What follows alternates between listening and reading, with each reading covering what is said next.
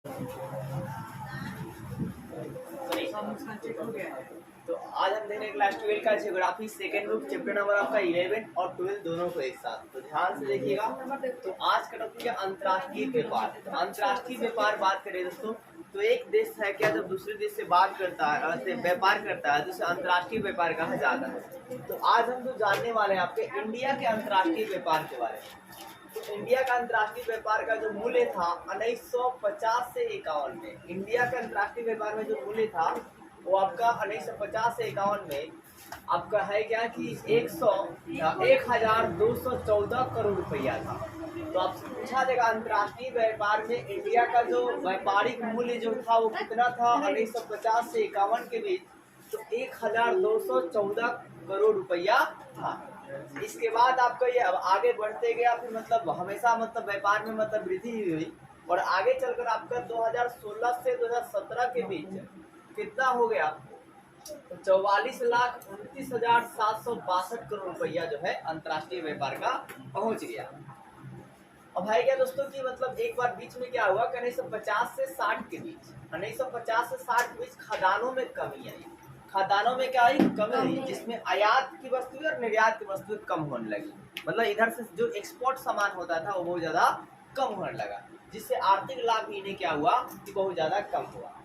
अब वर्तमान में है कि अंतर्राष्ट्रीय व्यापार को बहुत ज्यादा मतलब बड़े करने के लिए बड़े बड़े पत्ता नगर और बड़े बड़े बंदरगाह नगर भी बनाए गए। हालांकि पहले से भी कुछ पत्ता नगर और बंदरगाह नगर थे, लेकिन उनको और जो पहले से थे उनको और मॉडिफाई किया गया और बड़े पैमाने पर बनाया गया, ताकि ज्यादा से ज्यादा सामान आ सके और ज्यादा से सामान को हम लोग एक्सपोर्ट भी कर सके, आउटपुट और इनपुट दोनों हो सके। तो वर्तमान समय में आपके 12 पतन है। कितने हैं? 12 पतन है। और छोटे आपके मतलब देखिए बड़े पतन कितने हैं? 12 को है। और आपके छोटे पतन कितने हैं? तो 200 है। मतलब छोटे छोटे पतन नगर जो है आपका 200 है। अब 12 में से जो बड़े बड़े हैं उनमें से मुख्य रूप से क्या है, तो आपका पहला तो मुंबई हो गया, मुंबई अभी मुंबई बोलेंगे, और दूसरा जवाहरलाल नेहरू का पत्ता नगर, और क्या भाई न्यू मैंगलोर। न्यू मैंगलोर मुख्य रूप से ये किसका आयात निर्यात करता है? यहाँ से लोहा का आयात निर्यात होता है। लोहा अयस्कों का क्या होता है? निर्यात आयात निर्यात होता है। लो अयस्क किसे कहेंगे? तो जिस अयस्क में लोहा की मात्रा होगी उसे लो अयस्क कहेंगे, जैसे हेमेटाइट, मैग्नेटाइट इत्यादि। अब इसके अलावा आपका दोस्तों कलकत्ता आपसे पूछ लिया जाएगा, कलकत्ता जो पतन नगर है वो कहाँ पे है? तो हुगली नदी के किनारे है। किस नदी किनारे है? हुगली नदी किनारे है। तो इसके अलावा हल्दिया है, पारादीप है, विशाखापट्टनम इत्यादि जो है। इसके अलावा क्या जी? चेन्नई है। तो चेन्नई को आपके ये पूछ लिया, चेन्नई पत्तन नगर जो है स्थापना कब की गई? तो 1859 में। कब किया गया? 1859 में किया गया।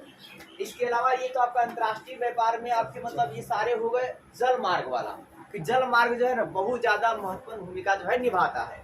बड़े बड़े जो कंटेनर होते हैं उस कंटेनर से सामान एक देश से दूसरे देश में जहाज जाती है, और फिर जहाज क्या आती है? इंडिया में आती है, और इंडिया से फिर बाहर भी जहाजें जाती है। क्या बड़े बड़े कंटेनर लेकर, बड़े बड़े सामानों को बहुत ज्यादा लेकर, ठीक है। ये तो जल मार्ग वाला तरफ बात है। इसमें आपका है कि मतलब बहुत जब दूर सफर करना हो और थोड़ा मात्रा में सामान को ले जाना हो, तो वहाँ पे वायु परिवहन भी बहुत महत्वपूर्ण भूमिका निभाती है। तो वायु परिवहन भी आपका इस महत्वपूर्ण भूमिका क्या है इसमें निभाता है, किसमें? अंतर्राष्ट्रीय आपके व्यापार में, एक देश से दूसरे देश में व्यापार करने में वायु परिवहन और जल परिवहन का बहुत ज्यादा योगदान है। इसके अलावा मतलब देश के अंदर जो है सड़क परिवहन का आपका जो योगदान है। और अंतर्राष्ट्रीय व्यापार के कारण ही क्या होता है, कोई देश जो है विकसित रहता है और वो तो विकसित देशों से थोड़ा टाई अप करता है, मतलब मिलता जुलता है, और फिर उसके बाद अपने कंपनी लगाने का प्रयास करता है, तो उसके देशों में लोगों का रोजगार मिलता है और उसके कुछ टैक्स मिलती है सरकार को, जिससे क्या होता है ग्रोथ होती है। अभी नरेंद्र मोदी अनेकों देश में गए थे, जिसमें मतलब अब कहा गया कि कंपनियों को अंतर्राष्ट्रीय व्यापार को बढ़ावा देने के लिए उन्होंने अनेकों लोगों से बात किया और व्यापार को गुजरात में जो है अनेकों प्रकार का इंफ्रास्ट्रक्चर जो है तैयार किए जा रहे हैं, ताकि मतलब गुजरात जो इलाका है और भी ज्यादा आपका विकसित हो। उसी तरह आपके बिहार के भी मतलब राज्य मंत्री का मतलब क्या हो रहा है, आग्रह करेंगे कि मेरे भी इलाके मतलब क्या जी किसी कंपनी को या कारखाना को मतलब लाया जाए और फिर उसमें क्या जी व्यापार को मतलब बढ़ावा दिया जाए, जिससे क्या होगा बिहारियों को भी क्या मिलेगा? रोजगार मिलेगा। गुजरात में ऐसा कहा जा रहा है कि 90 लाख लोगों को रोजगार मिलेगा जब वो सारी कंपनियां आएगी। तो ऐसी प्रकार मान ली जाए तो 90 लाख लोगों को बिहार में रोजगार मिल जाएगा। तो बिहार के लोग आज दूसरे एरिया में क्या करेंगे? नहीं जाएंगे। अब जब बिहार के लोग उतना पूरा मात्रा में नहीं जाएंगे, तो बिहार के लोगों का जब जो लोग हैं तो अब वहाँ पे कम लोग हो जाएंगे, तो जब लोग कम रहेंगे तो पैसा क्या लगेगा, थोड़ा ज़्यादा मिलने लगेगा। जो पैसा मतलब देखिए जब डिमांड संख्या जा रहा आता है ना तो अमाउंट ऑटोमेटिक कम हो जाती है किसी भी चीज़ की, चाहे वो फल हो चाहे वो इंसान हो। तो अब हमारा जो दूसरा चैप्टर है आपका है वायु परिवहन। क्या है? वायु परिवहन। तो वायु सॉरी पर्यावरण, दूसरा आपका चैप्टर है मतलब पर्यावरण संबंधी समस्या। ठीक है, समस्या वाली बात। तो सबसे पहला टॉपिक है पर्यावरण प्रदूषण। तो पर्यावरण प्रदूषण किसे कहा जाएगा? तो है क्या दोस्तों, जब पर्यावरण में अपशिष्ट पदार्थ मिल जाएगा, क्या सुना आपने? पर्यावरण जब अपशिष्ट पदार्थ मिल जाएगा या अवांछनीय पदार्थ मिल जाएगा, अपशिष्ट कहिए या अवांछनीय कहिए, मतलब बेकार पदार्थ मिल जाएगा, तो उसे पर्यावरण प्रदूषण कहा जाएगा। अब जैसे बेकार पदार्थ क्या हो सकती है, तो गाड़ी से निकलने वाला धुआं हो सकता है, बहुत ज्यादा आप डीजे साउंड में जा रहे हैं तो वो आपका हो सकता है, मतलब साउंड पोल्यूशन हो सकता है। अगर आप क्या बोलते हैं मतलब बहुत सारा पूरा कचरा जला रहे हैं, ठीक है, तो उससे CO2 गैस निकलती है, तो वो आपका प्रदूषण, उससे भी प्रदूषण हो सकता है। इसके अलावा मतलब किसी भी जानवर को मार कर इधर उधर फेंक फाड़ दे रहे हैं तो उससे भी अनेकों प्रकार की गैस निकलती है, तो वहाँ भी आपका वायु प्रदूषण हो सकता है। और ये पर्यावरण प्रदूषण होने से सिर्फ पर्यावरण को नुकसान नहीं है बल्कि आदमियों को बहुत ज्यादा नुकसान है, क्योंकि पर्यावरण प्रदूषण मान लीजिए आपने किसी को मार के ही मतलब कुत्ता जानवर को फेंक दिया तो उससे जो गैसें रिलीज होगी तो पर्यावरण को उतना नुकसान तो नहीं होगा, लेकिन आपको वह है बहुत ज्यादा नुकसान होगा। उस गैस को अगर आपको मतलब इसमें अंदर जाने से आपके बॉडी में अनेकों प्रकार की समस्याएं जो उत्पन्न हो सकती है। ये बात तो रही पर्यावरण प्रदूषण की। आपको लिखना है एक पर्यावरण में जब अपशिष्ट पदार्थ मिल जाती है तो उसे पर्यावरण प्रदूषण कहा जाता है। यह अपशिष्ट पदार्थ अनेकों प्रकार के हो सकते हैं, जैसे SO2 हो सकता है, CO2 गैस हो सकता है, NO2 गैस हो सकती है, ठीक है। इसके अलावा मतलब जो भी हम लोग कचरा जलाते हैं और उस कचरा से निकलता है जो CO2 गैस वो हो सकता है। बहुत तेज साउंड में हम लोग डीजे बजाते हैं तो उस डीजे से भी साउंड आपका हो सकती है, अनेकों प्रकार के होंगे। इसके अलावा मतलब जो मिसाइल का उपयोग किया जाता है तो उसमें मिसाइलों में जो रेडिएशन निकलती है तो उससे रेडिएशन है ना मतलब पॉल्यूशन भी हो सकते हैं, मतलब विकिरण प्रदूषण भी हो सकता है। जिसमें हम लोग पहला मुख्य रूप से देखेंगे वायु प्रदूषण। तो वायु प्रदूषण किसे कहा जाएगा, एकदम लॉजिकल डिफिनेशन सारे का रहेगा हमारा कि जब वायु में अपशिष्ट गैसें मिल जाती है, जब वायु में अपशिष्ट गैसें मिल जाती है, अपशिष्ट मतलब बेकार गैस, तो जब वायु में अपशिष्ट गैसें मिल जाती है तो उसे वायु प्रदूषण कहा जाता है। क्या सुना आपने कि जब वायु में अपशिष्ट गैसें मिल जाएगी उसे क्या बोलेंगे, वायु प्रदूषण। अब जैसे भी वो गैसें कौन मिल जाएगी तो CO2 मिल जाएगा। अब CO2 कैसे मिलेगा, जब किसी पदार्थ को आप बहुत ज्यादा मात्रा में जलाते हैं तो वहां से जो धुआं निकलता है ना तो वही धुआं CO2 गैस होती है। क्या होती है, CO2 गैस होती है। इसके अलावा जो गाड़ियां चलती है, गाड़ी के वाहन, तो उस वाहनों से क्या होता है, गैस निकलता है जिसका नाम है CO, मतलब कार्बन मोनोऑक्साइड, कार्बन मोनोऑक्साइड। और इस गैस को अगर आप मतलब वायु में दोनों मिलते हैं। इसके अलावा एक लाफिंग गैस होता है N2, नाइट्रस ऑक्साइड, ठीक है, N2 को देगा जी, लाफिंग गैस यानी कि नाइट्रस ऑक्साइड। इनसे क्या होता है, ये सारे जब वायु में मिल जाते हैं, वायु में क्या जी मिल जाता है तो वायु प्रदूषण होता है। क्या, तो वायु प्रदूषण। और वायु जब प्रदूषण होता है तो खासकर N2, NO2 गैस और SO2 गैस के कारण, NO2 और क्या जी SO2 गैस के कारण जब ये आपके वायुमंडल में मिलती है और जब वर्षा होती है तो अम्लीय वर्षा होता है। इन दोनों के कारण क्या होता है, अम्लीय वर्षा होता है। क्या होता है, अम्लीय वर्षा। और जब अम्लीय वर्षा होती है तो आपका क्या है कि मिट्टी तो खराब होता ही है। और एक बेहतर एग्जाम्पल दिया जाता है कि आगरा का जो ताजमहल है वो व्हाइट से पीला हो रहा है। वो क्या रहा है जी, व्हाइट से जी पीला हो रहा है, ठीक है। तो अनेकों प्रकार के वायु प्रदूषण से समस्याएं उत्पन्न होती है, अनेकों प्रकार की बीमारियां भी होती है। तो आपको छोटी सी बात लिखनी है कि वायु प्रदूषण किसे कहेंगे, जब वायु में अपशिष्ट पदार्थ मिल जाएगी तो उसे वायु प्रदूषण कहा जाएगा। ये अपशिष्ट गैस से मिल जाएगा तो उसे वायु प्रदूषण कहेंगे। जैसे कि CO2, NO2, CO, N2O, NO2, SO2 इत्यादि। और इन गैसों पर NO2 और SO, मुख्य रूप से NO2 और SO2 पर जब वर्षा होती है तो अम्लीय वर्षा जो है होता है। और इस अम्लीय वर्षा से मिट्टी खराब होती है और इसके साथ साथ हमारे इंडिया का आगरा का ताजमहल भी बहुत ज्यादा बैड इफेक्ट पड़ रहा है। अब है जल प्रदूषण। तो जल प्रदूषण का डिफिनेशन भी वैसे ही होगा कि जब जल में क्या होता है कि अपशिष्ट पदार्थ मिल जाती है, यहाँ पर हम लोग सिर्फ गैस नहीं लेंगे, पदार्थ लेंगे। कि जब आपका है क्या कि जल में अपशिष्ट पदार्थ मिल जाती है, यानी कि बेकार पदार्थ मिल जाती है तो उसे जल प्रदूषण कहा जाता है। एक और सबसे जरूरी बात, कि जल प्रदूषण से सबसे अधिक बीमारियां होती है। मतलब आपसे कहीं कोई पूछे कि सबसे अधिक बीमारियां किससे होता है, तो जल प्रदूषण से होता है। जैसे हैजा होता है, पीलिया होता है, टीबी होता है, टाइफाइड होता है, ठीक है, अनेकों प्रकार की बीमारियां जो है उत्पन्न होती है। अब ये है क्या, मतलब जल प्रदूषण का हमने डिफिनेशन समझ लिया कि जल में जो अपशिष्ट पदार्थ मिल जाएगा तो उसे जल प्रदूषण कहेंगे। अब ये पदार्थ मिलता कैसे है, तो देखिए हम लोग जितना कूड़ा कचरा रहता है घर पर ले जाकर गंगा जी में प्रोवाइड करते हैं, इससे भी जल प्रदूषण होती है, नदियाँ प्रदूषण होती है। दूसरी बात होता है क्या कि मतलब जो भी क्या बोलते हैं नाले ओले होते हैं, तो उसका भी जो आपका मतलब बनाने के तरीके जो बनाया गया है उसको बेहतरीन ढंग से नहीं बनाएगा, और उसकी भी नाला को लेकर ऐसे नदी प्रवाहित किया जाता है। इससे भी क्या होती है, नदियाँ प्रदूषित होती है। ठीक है, बहता हुआ पानी, और किसी बहता हुआ पानी में आप एक लोकल पानी उसमें ले जाकर नहीं डाल सकते, डालेंगे तो मतलब बर्बाद आपका होगा। इसी प्रकार आपका क्या बोलते हैं, जो बड़े बड़े शहरे हैं जैसे कि कानपुर, उसमें 100 आपको लगभग 32 जो कम कारखाने हैं चमड़े के, उन सारे चमड़े कारखाने जो है पानी जो है आपके नदी में ही जा रहा है। उस नदी में जाने से क्या हुआ है, कानपुर, महाराष्ट्र और राजस्थान में आपका बहुत ज्यादा मात्रा में फ्लोराइड की मात्रा बढ़ गई है। अब किसी भी इलाके में मतलब नदी में फ्लोराइड की मात्रा जब बढ़ जाएगी तो उसे अब जब भी कोई भी चीज जब पिएगा ना तो 2 से 3 दिन में वो मर जाएगा, क्योंकि फ्लोराइड का डाइजेशन जो है जंतुओं में नहीं होता। इसके अलावा मनुष्य भी अगर उसे पीता है तो उसको भी क्या होगा, हानि होगा। और उस मतलब पानी में अगर मनुष्य नहाता भी है तो अनेकों प्रकार की उसे बीमारियों का सामना करना पड़ेगा। और इसके लिए आपका है क्या, हमें मतलब ज्यादा ध्यान देना चाहिए, मतलब कि ऐसा ना हो। अब है मृदा प्रदूषण।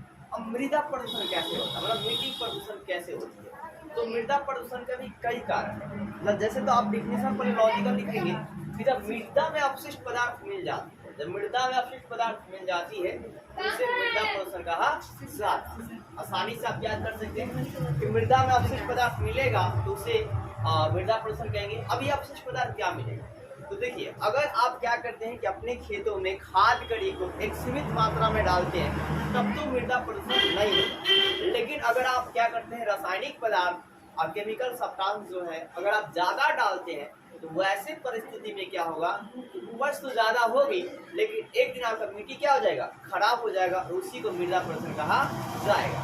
इसके अलावा मृदा प्रदूषण आपका बांधों को जब है क्या बनाया जाता है तो बहुत सारे इलाका क्या होता है कि मतलब जब बांधे टूटती है तो इलाके जलमग्न हो जाते हैं, और जब जलमग्न हो जाते हैं तो उसमें मैक्सिमम जीव जंतु जो है मारे जाते हैं और पेड़ पौधे जो है सड़कर जो है खत्म हो जाते हैं। तो ऐसी परिस्थिति में भी मृदा प्रदूषण जो है होती है। इसलिए इस मृदा प्रदूषण को मतलब मृदा प्रदूषण आपके जल से ना हो, इसलिए बांधों पर कई लोगों ने रोक भी लगाया कि पूरी तरह से हम बांध भी नहीं बनाएंगे, ज्यादा बांध भी नहीं बनाया जाएगा।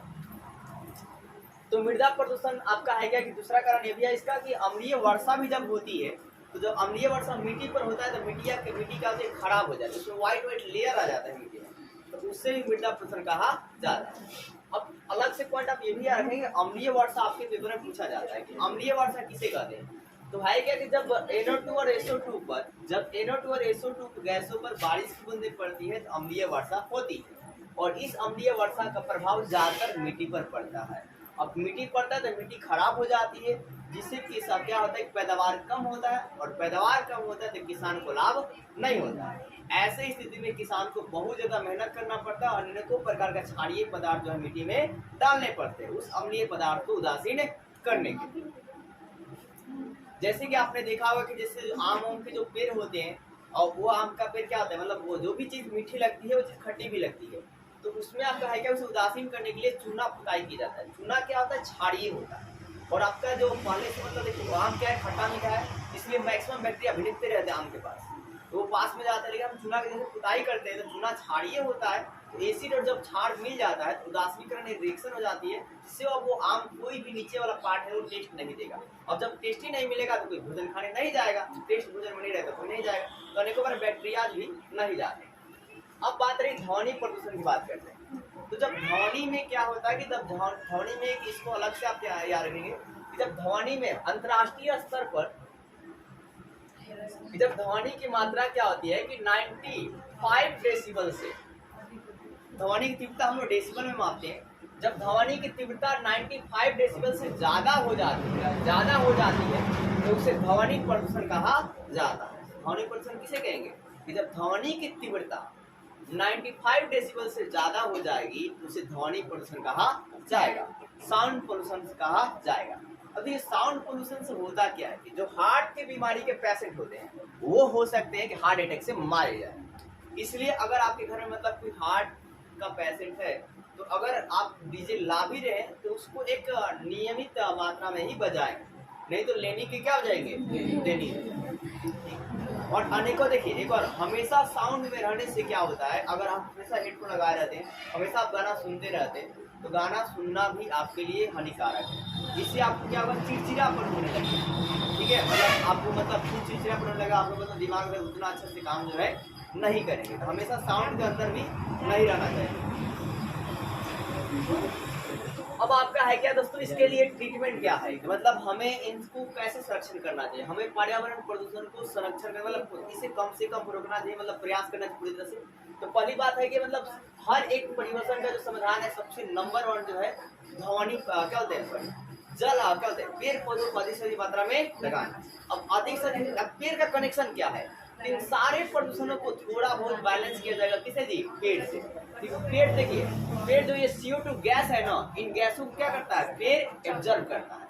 इसके अलावा जो नदियां जब साफ सुथरा रहेगी तो नदियों में अनेकों प्रकार के शैवाल पाए जाते हैं, और वो शैवाल नदियों में जो अपशिष्ट पदार्थ होती है और जो गैस रिलीज होती है ना, उस गैसों को वो जो शैवाल है जो हरे हरे आपको दिखाई देते हैं, वो शैवाल उसे एब्जॉर्ब करते हैं, जितने भी गैस बेकार होगा। इसलिए नदियां महत्ती कम है, जो उसमें नाव भी जाए तो उस गैस को एब्जॉर्ब कौन कर लेता है, वो शैवाल कर लेते हैं। इसके बाद जो आपके हवेल मछली होती है, हवेल मछलियां भी जब एक बार सांस लेती है ना तो कई टन CO2 जो है आपका एब्जॉर्ब कर लेती है, तो वो भी पर्यावरण को आपको मतलब सुधारने में क्या करती है, मदद करती है। तो हमें हवेलों को मारना भी नहीं चाहिए। इसके अलावा मतलब ज्यादा पेड़ पौधा लगाना चाहिए और अपने आसपास साफ सफाई रखना चाहिए। फिर जितना भी घर का कचरा है नदी में ले जाकर फेंकना नहीं चाहिए। ठीक है, उसको भले खोद कर नदी के पास जाइए, लेकिन उसे खोद के नीचे क्या कीजिए, मतलब अपना बर्डन बनिए, नीचे खोद कर उसे क्या कर दिए, गाड़ दिए। और वहीं पर मतलब लोगों से भी कहिए कि आप लोग क्या कहिए, गाड़। और जब भी आप नदी घाटी जाते हैं थोड़ा तो 5-6 मतलब पूरा ना सही लेकिन थोड़ा ही इलाका में थोड़ा बहुत साफ सफाई कर दीजिए, तब जाकर देखिए पूरी के पूरी सरकार काम करेगी तो नहीं हो सकता है। उसमें आम आदमी जब तक इन्वॉल्व नहीं होगा और उसका साथ नहीं देगा गवर्नमेंट का, तब तक गवर्नमेंट भी पूरी तरह सफाई जो है नहीं कर सकती है। क्योंकि आपका इलाका है तो आपको ज्यादा साफ सफाई पर ध्यान देना पड़ेगा, और जितना साफ सफाई पर ध्यान दीजिएगा उतना जी आपका है क्या, प्रदूषण जो है कम होंगे, और जितना प्रदूषण कम होगा उतनी बीमारियां कम होंगी और उतने लोग जो है कम बढ़ेंगे। अब हमारा एक लास्ट का टॉपिक है अस्लम बस्ती, कि अस्लम बस्ती क्या है। तो देखिए मतलब सिंपली से भाता, हाँ ये पेपर में आपके आते हैं 2 मार्क्स में, कई 5 मार्क्स में देता है कि अस्लम बस्ती क्या होती है। तो आपका है क्या, एशिया की विशालता मतलब बहुत बड़ी और गंदी वस्तु को वही अस्लम बस्ती कहा जाता है। गंदी वस्तु मतलब ये नहीं गंदा, मतलब बहुत ज्यादा भीड़ भाड़ वाला। ठीक है, यहाँ एशिया की विशालता मतलब बहुत बड़ी गंदी वस्तु को अस्लम बस्ती कहा जाता है। अस्लम बस्ती में ऑटो रिक्शा भी नहीं जा सकता, इतना ये सघन होता है, इतना पास पास घर होते हैं कि यहाँ पर भाई सब क्या जी, ऑटो रिक्शा भी क्या हुआ, 3 पहिया जो गाड़ी है वो भी नहीं जा पाएगा। साइकिल चलाना भी इसमें मुश्किल है, इतने पास पास घरे होती है। ठीक है, जैसे कि केंद्रीय मुंबई का हिस्सा, एक केंद्रीय मुंबई का हिस्सा है और उसमें भाई साहब साइकिल भी चलाना क्या जी मुश्किल है। एक घर में आपका 10 से 12 लोग रहते हैं, एक छोटे से जो मकान रहेगा उसमें कितने लोग रहते हैं जी, 10 से 12 लोग जो आपका है गुजारते हैं। यह केवल एक मुख्य, यहाँ से एक ही केवल मुख्य सड़क गुजरेगी। ठीक है, अभी पतला वाला, और इससे जिसे इस सड़क को 90 फुट रोड जो है कहा जाता है, गलती से नाम दे दिया गया है। हाँ, इस सड़क का नाम जो है जो गुजरता है मुंबई के क्षेत्रों से, उसका नाम क्या जी, 90 फुट रोड। और ये भी नाम गलत से पड़ा है, कैसे पड़ा है, गलत। और एक और बात मैं बता दूं कि देखिए ये जो अस्लम बस्तियां है तो इन्हें भी मतलब इनको भी थोड़ा ज्यादा मेहनत करना चाहिए कि ताकि आगे ही निकल जाए, और लोग निकल भी रहे जो लोग भी मतलब ज्यादा मेहनत कर रहे हैं। और गवर्नमेंट को भी मतलब यहाँ पर मतलब योगदान देना चाहिए। अब गवर्नमेंट कैसे योगदान देगी, देखिए तो आपका है क्या कि मतलब गवर्नमेंट इन सब चीजों को तब जानेगी जब इस चीजों को देखेगी, थोड़ा बहुत महसूस करेगी वहां पर जाकर। ठीक है, कि मतलब हाँ रास्ता कैसे लोग है। मैंने तो किताब में पढ़ा तो मेरे को ऐसा फील हुआ कि नहीं मतलब थोड़ा सुधार करना चाहिए। तो जो भी गवर्नमेंट उधर की जिस इलाके में अस्लम बस्ती है तो उस इलाके के जो गवर्नमेंट है और लोगों को थोड़ा बहुत जागरूक करना चाहिए और पूरा एक बार में तो ये लोग नहीं कर सकते, कोई भी गवर्नमेंट पूरा असलम बस्ती को पूरा एक बार में सही नहीं कर सकता। तो मानते हैं जो 5 साल के लिए गवर्नमेंट बनी है वो गवर्नमेंट जाकर क्या करे कि मान के चलिए असलम बस्ती के एरिया जो है 10 हेक्टेयर है, ठीक है, कितना जी 10 हेक्टेयर।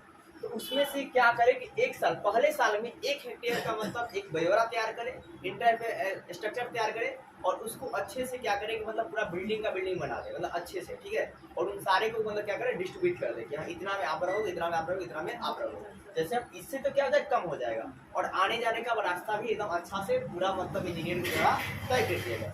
एक साल में मतलब आपका 1 एकड़ होगा, मतलब दूसरे साल में 1 एकड़ होगा, तीसरे साल में 1 एकड़, ऐसे कर 10 या 15 साल में ये असलम बस्ती नहीं बल्कि शहरी टाइप के इलाका भी ये भी हो जाए, क्योंकि ये भी शहर के पास ही इलाका ही है। और तो इतने मतलब जिंदगी जो इनका बद से बदतर नहीं हुई, ये भी थोड़ा खुशहाल जो है जीने लगे, क्योंकि गवर्नमेंट को जिताने में इनका भी बहुत बड़ा जो है योगदान जो है रहता है। उम्मीद करता वीडियो आपको अच्छी लगी होगी, वीडियो से लाइक कीजिए और चैनल सब्सक्राइब शेयर कीजिए।